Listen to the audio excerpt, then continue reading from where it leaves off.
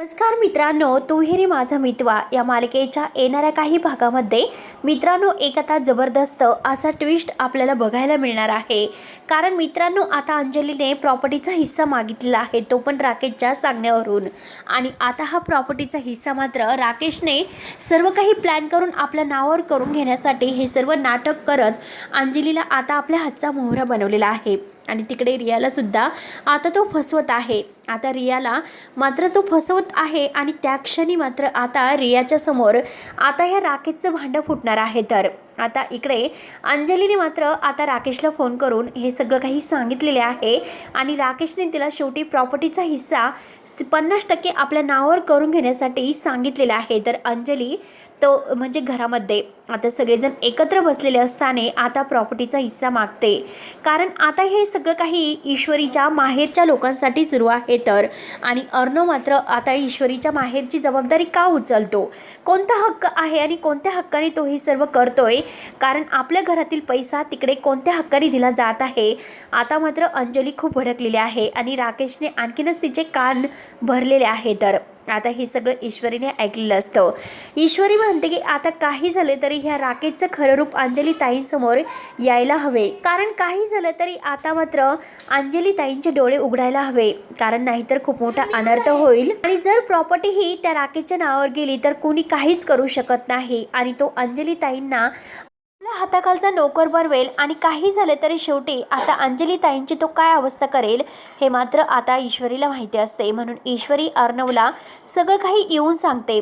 परंतु आता इकडे अंजलीने फोन करून आता जेव्हा राकेशला हे सर्व सांगण्यासाठी ठरवलेलं असतं आणि त्यासाठी ती राकेशला घाईने तिकडे बोलवण्यासाठी आता राकेशला कॉल करते.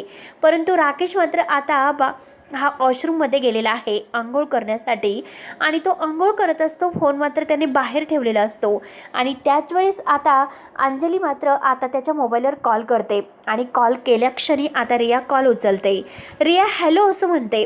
आता हॅलो म्हटल्यानंतर अंजलीला धक्काच बसतो. अंजलीला असा धक्का बसतो की आता मात्र राकेशचा फोन ह्या कोणत्या मुलीने उचललेला आहे. तेव्हा आता अंजली विचारते की तुम्ही नक्की कोण बोलतात.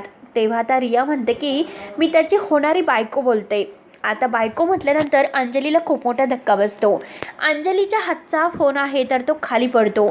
अंजलीला काही कळत नसतं. अंजलीला एका दृष्टीने आता चक्कर येते, परंतु ती स्वतःला सावरते आणि स्वतःला सावरत्या क्षणी मात्र ती पुन्हा फोन उचलते आणि म्हणते की तुम्ही नक्की कोण बोलत आहात, होणारी बायको म्हणजे मला काही कळाले नाही. तेव्हा आता रिया म्हणते की तुम्ही नक्की कोण बोलतात. तेव्हा आता अंजली म्हणते की मी आता राकेशची बायको बोलत आहे, मी अंजली. आणि त्यांची बायको ते कुठे गेलेले आहेत. तेव्हा आता रियाला सुद्धा काही कळत नसतं. रिया म्हणते की नक्की तुम्ही कोण बोलत आहात, त्यांची बायको म्हणजे आता हा फोन चुकीच्या ठिकाणी लागलेला आहे का. अंजली म्हणते की नाही, हा माझ्या नवऱ्याचा, माझ्या मिस्टरांचा फोन नंबर आहे. आता हे ऐकल्यानंतर रियाला तर धक्काच बसतो आणि अंजलीसुद्धा शॉक होते. दोघींनाही काही कळत नसतं की नक्की आता ह्या नक्की एकमेकींना काय बोलतात. आता मात्र अंजली ही घाईने विचारते की तुम्ही नक्की तेथे काय करतात. आता रिया म्हणते की आम्ही फिरण्यासाठी महाबळेश्वरला आलेलो आहोत, आमच्या म्हणजे हॉटेलमध्ये. आता महाबळेश्वरला आम्ही एन्जॉय करत आहे आणि ते माझ्याबरोबर लवकरात लवकर लग्नसुद्धा करणार आहेत. आता मात्र अंजलीला हे ऐकून आणखीनच धक्का बसतो. अंजली म्हणते की नक्की तुम्ही काय बोलतात. आता रिया म्हणते की हो, आणि तुम्ही त्यांच्या बहीण बोलत आहात का, आणि तुमची तब्येत कशी आहे. आता अंजली म्हणते की मी त्यांची बहीण नाही, मी त्यांची म्हणजे झालेली बायको आहे ना, तर ती बायको बोलते हक्काची. मी आता अर्णव राजशिर्के यांची बहीण आणि राकेश म्हणजे राजेश आहे ना, तर त्यांची मी बायको बोलत आहे. आता रिया म्हणते की नक्की आता काय. आणि त्याच वेळेस आता हा राकेश बाथरूममधून बाहेर येतो आणि कुणाचा फोन आहे असं रियाला विचारतो. रिया डार्लिंग, अगं कुणाचा फोन आहे. तर अंजलीने मात्र हे सर्व ऐकलेलं असतं. अंजली राकेशचा आवाज ओळखते. अंजलीला काही कळत नसतं नक्की आता रिया म्हणजे आता ही कोण रिया आहे आणि राकेश तिच्यासोबत काय करतात. एकतर राकेशने मला खोटं का सांगितलं असेल, नक्की राकेश इतकं खोटं का बोलत आहे. कारण ते मला सांगितले की काही कोर्टाच्या कामानिमित्त मी बाहेरगावी आलो आणि क्लायंटसोबत आता मला बराचसा काळ तिकडे घालवावं लागणार आहे, म्हणून मात्र.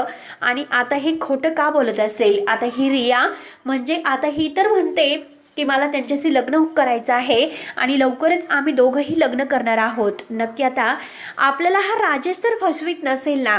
अर्णव आणि ईश्वरी आपल्याला जे काही सांगत आहे ते तर खरं नसेल ना? म्हणून मात्र अंजलीच्या डोक्यामध्ये प्रकाश पडतो. अंजली घाईने मात्र आता ही ईश्वरीकडे येते. ईश्वरीला म्हणते की हे बघ ईश्वरी, मला नेमकं हे खरं सांग, कारण आता मला तुला हे खरं विचारायचं आहे. कारण आत्तापर्यंत मी जे काही वागले ते राकेशच्या सांगण्यावरून वागले, परंतु आज मात्र मी तुला एक सत्य विचारत आहे. तू माझ्यापासून काहीतरी लपवत तर नाही ना? त्यावरती ईश्वरी म्हणते की अंजलीताई, तुम्ही असं का विचारतात? एकतर तुम्ही माझ्यावर नाराज आहात. मी जे काही तुमच्याशी कोणतंही काम करायला गेले तर तुम्ही माझ्यावर रागवतात, आणि आज मात्र तुम्ही अर्णव सरांना प्रॉपर्टीचा हक्क मागितला आणि आमचं काही म्हणजे नाही. तुम्हाला जर प्रॉपर्टी हवी असेल तर तुम्ही प्रॉपर्टी घेऊ शकतात, कारण तो तुमचा हक्क आहे आणि तुम्हाला जर तुमचा हक्क लागत असेल पण तुम्ही घेऊ शकतात. परंतु मी तुम्हाला एक गोष्ट सांगते, प्रॉपर्टी करायची असेल तर ती तुमच्या नावावर करा आणि तुमच्या होणाऱ्या बाळासाठी. तुम्हाला तुमच्या होणाऱ्या बाळाचा विचार करायला हवा. त्यावरती अंजली विचारते की ईश्वरी, तू असं का बोलते आणि राकेशवर तुझा विश्वास नाही का? कारण आता राकेशबद्दल मला एक सत्य आणखीन समजलेलं आहे की राकेश म्हणजे राजेश माझ्याशी खोटं बोलून एका मुलीसोबत महाबळेश्वरला गेलेले आहेत. आणि आता मी जेव्हा कॉल केला होता तेव्हा ती मुलगी फोनवर बोलत होती. तेव्हा आता ईश्वरी म्हणते की अहो अंजलीताई, मी तुम्हाला काय सांगू, कारण मी तुम्हाला आता एक असं भयानक सत्य सांगत आहे की कारण मात्र मी मागच्या वेळेस जे काही माझ्या आईवडिलांनी माझं लग्न ठरवलं होतं तर ते आता ह्या तुमच्या होणाऱ्या नवऱ्यांनी मला सुद्धा फसवलं होतं. माझ्याबरोबर लग्नाचं खोटं नाटक त्यांनी सुद्धा केलं होतं. आणि जो साखरपुडा सुद्धा ज्या मुलासोबत माझा झाला होता तर तुमच्या होणार जो काही नवरा आहे म्हणजे हा राकेश, आता ह्या राकेशशी सगळं काही ठरलेलं होतं. पण त्याच वेळेस अर्णव सर जेव्हा तेथे आले आणि अर्णव सरांना हे सत्य समजले आणि त्या दिवसापासून अर्णव सर आणि राकेश या दोघांमध्ये आता इतकं वादळ निर्माण झालेलं आहे. तर राकेशने आत्तापर्यंत कित्येक मुलींना फसवलेलं आहे आणि तेच सांगण्याचा आम्ही तुम्हाला प्रयत्न करत आहोत. आणि अंजलीताई, तुम्हाला जर खोटं वाटत असेल, मी तुम्हाला माझ्या साखरपुड्याचा फोटो दाखवते. आणि जेव्हा त्या ईश्वरी साखरपुड्याचा आपल्या मोबाईलमधील फोटो आहे तर तो फोटो अंजलीला दाखवते. त्या क्षणी अंजलीला आता एक खूप मोठा धक्का बसतो. आणि आता त्याच वेळेस अंजलीच्या गळ्यातील मंगळसूत्र आहे तर ते तुटलं जातं, कारण तिकडे हा राकेश रियाबरोबर लग्न करायला तयारच असतो. परंतु आता रियाच्या समोर हे सत्य आलेलं आहे की राकेशचं लग्न झालेलं आहे आणि राकेश आपल्याला सुद्धा फसवतो. आणि आता आपल्याला त्यांनी काही मारून टाकायला वगैरे नको म्हणून रिया घाबरलेली असते. आणि रिया तर तेथून राकेशपासून सुटका मिळवण्यासाठी मात्र पळून जायला तयार असते. आपला जीव कसं तरी आता याच्या ताब्यातून वाचायला हवा, कारण जर आपण याला सत्य काय आहे तर विचारलं तर आपल्याला हा मारून सुद्धा टाकेल हे रियाने ओळखलेलं आहे. म्हणून रिया डायरेक्ट आता अर्णव राजशिर्के यांच्या घरामध्ये येणार असते.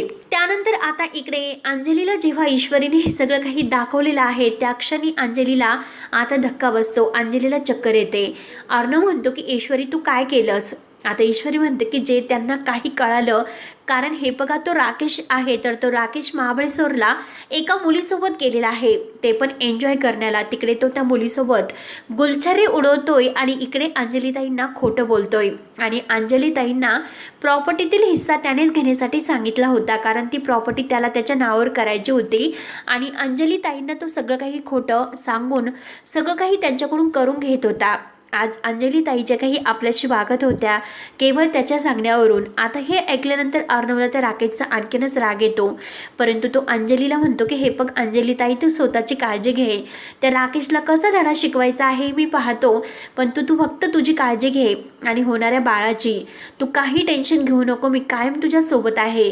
ईश्वरी म्हणते की अंजलीताई, तुम्ही काही टेन्शन घेऊ नका, आम्ही कायम तुझ्यासोबत आहोत.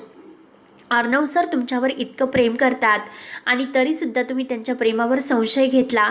परंतु आता हे राकेश कोणत्या चालीचा माणूस आहे हे फक्त अर्णव सर, मला आणि मामांना माहिती आहे. आणि जर तुम्हाला आमच्यावर विश्वास नसेल तर तुम्ही अविनाश मामांना सुद्धा हे सर्व काही विचारू शकतात, त्यांना सगळं काही माहिती आहे. आता हे ऐकल्यानंतर अंजलीला आणखीनच धक्का बसतो. ती कशी स्वतःला सावरते आणि त्याच वेळेस तेथे रिया येते आणि रिया आता सगळं काही खरं मात्र सांगते. जे काही राकेश आणि तिचे फोटो आहे तर ते फोटोसुद्धा मात्र रिया आता सगळ्यांसमोर दाखवते. आता हे ऐकल्यानंतर आणि हे बघितल्यानंतर मात्र अंजली आणखीनच शॉक होते. अंजलीला काय करावं हे काही कळत नसतं. अंजली इतकी शॉक झालेली आहे. तर तेव्हा आता मित्रांनो अंजली इतकी शॉक झालेली आहे. अंजलीला चक्कर येते आणि अंजली लगेच आता बेशुद्ध होते. अर्णव कसाबसा अंजलीला हॉस्पिटलमध्ये नेतो आणि डॉक्टरांना बोलावून मात्र सगळं काही व्यवस्थित करतो. तेव्हा आता मित्रांनो अंजलीचा ह्या संकटातून मात्र वाचवण्यासाठी आता अर्णव या राकेशला कसा धडा शिकवतो आणि प्रॉपर्टी मात्र आता अंजलीच्या नावावर जी काही होणार असते तर ती मात्र आता वाचली असते. कारण ही प्रॉपर्टी आता अंजलीला राकेशच्या नावावर करायची असते. पण त्या अगोदरच आता हे सगळं काही सत्याचा उलगडा झालेला आहे आणि शेवटी सत्य काय आहे ते सगळ्यांच्या समोर आलेले आहे.